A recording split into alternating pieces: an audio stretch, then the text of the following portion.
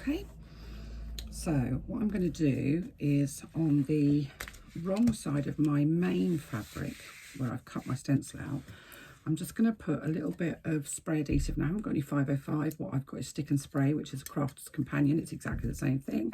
So I'm just going to pop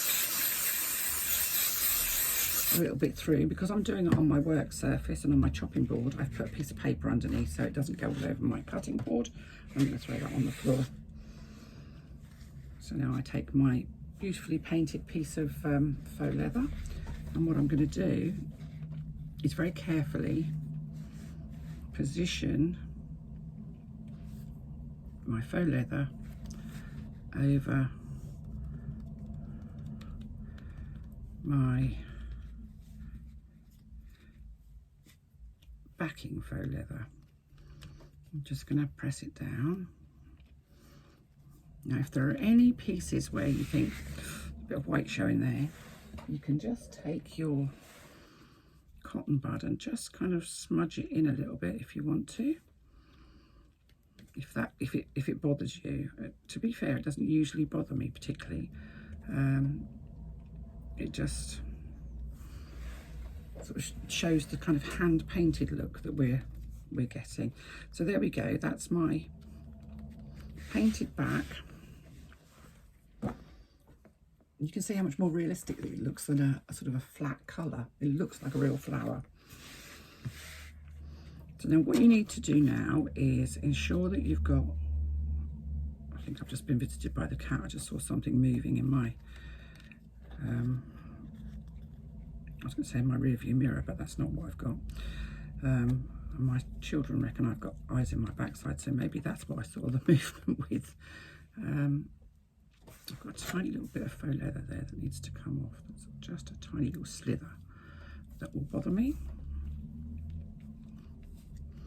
If you don't have any spray adhesive, you can use a little bit of glue stick, so your Pritt stick or whatever is your sort of make that you can get in your country, just to hold it down.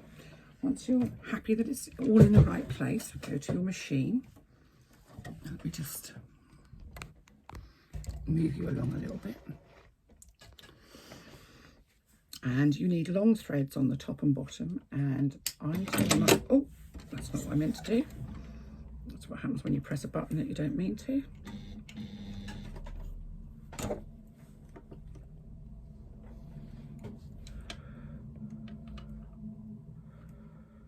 on, get hold of that thread. That's it.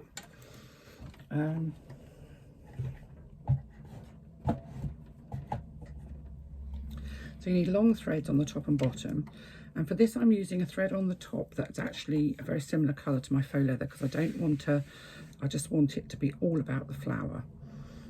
So what we're going to do is we are going to stitch all of the way around each of these component parts of the flower, about 1/8 of an inch away from the edge. This is not something that happens quickly. This is something that takes time and patience. I've reduced my stitch length down to just less than 3. If you have a too long a stitch length, I don't know if that's still facing the way it needs to be, there we go. If you have too long a stitch length, you don't get nice curves, you just get straight lines, which just looks odd. I've got a Teflon foot on, I've got a size 14 universal needle in here, and I'm literally going to stitch by stitch. So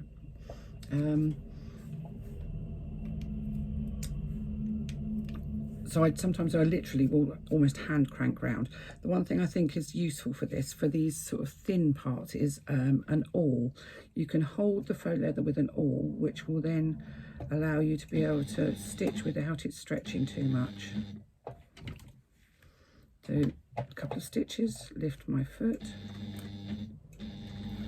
a couple of stitches, lift the foot,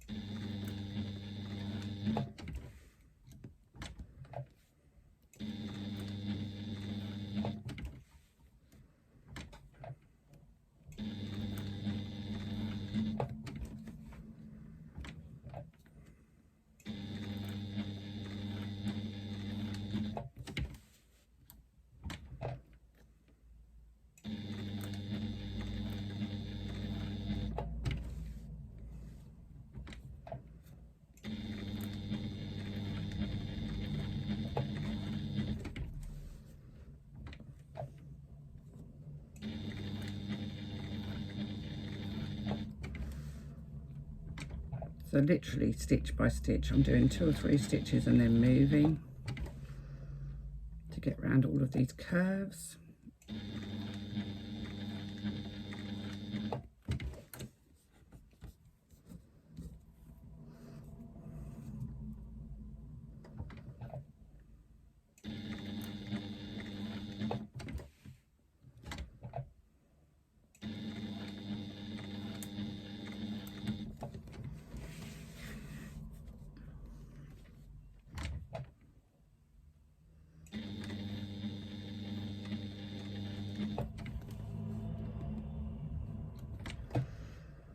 Now, if you've got a big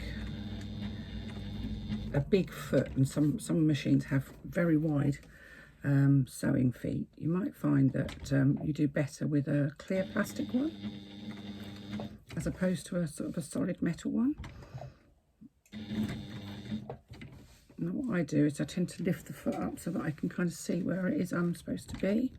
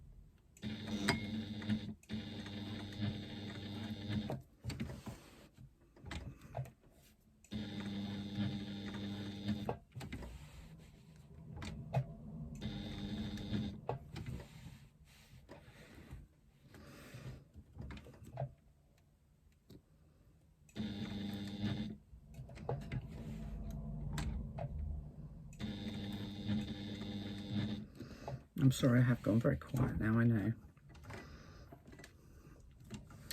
Let's just hand crank that last stitch there.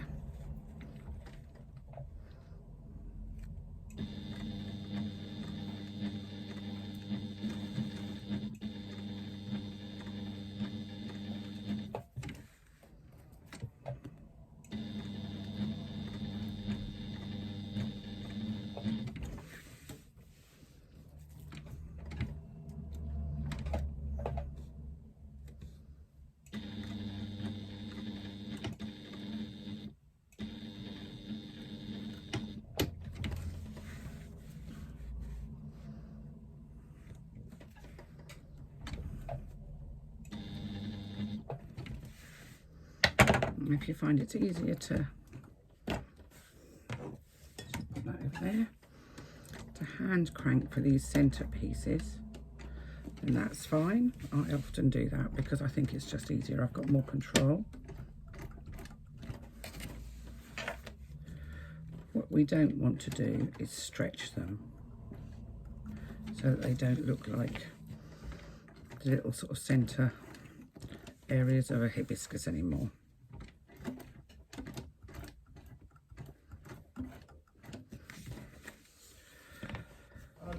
So I'm just going to carry on until I get to the end and back to where I started my stitching. And when I get to where I started my stitching, I'm going to pull my work out from underneath the presser foot, assuming it's going to let me do that. And I'm going to leave nice long threads. And what's going to happen is I'm going to take those threads from the top, so that's the thread that I started with and the thread that I finished with. I'm putting them onto a self-threading needle. For those of you that don't know what self-threading needles are, they're a needle that doesn't need you to do the lick and stick thing.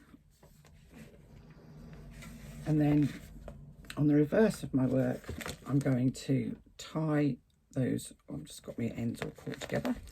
Tie those ends in together. I'll do that in a minute. Sorry, people are shouting in the background. So I'm just gonna keep going and do all the way around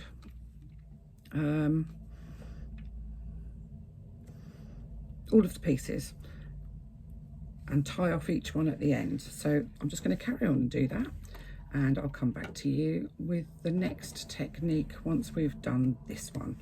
I'll finish this letter pouch first, and then I have another technique for you.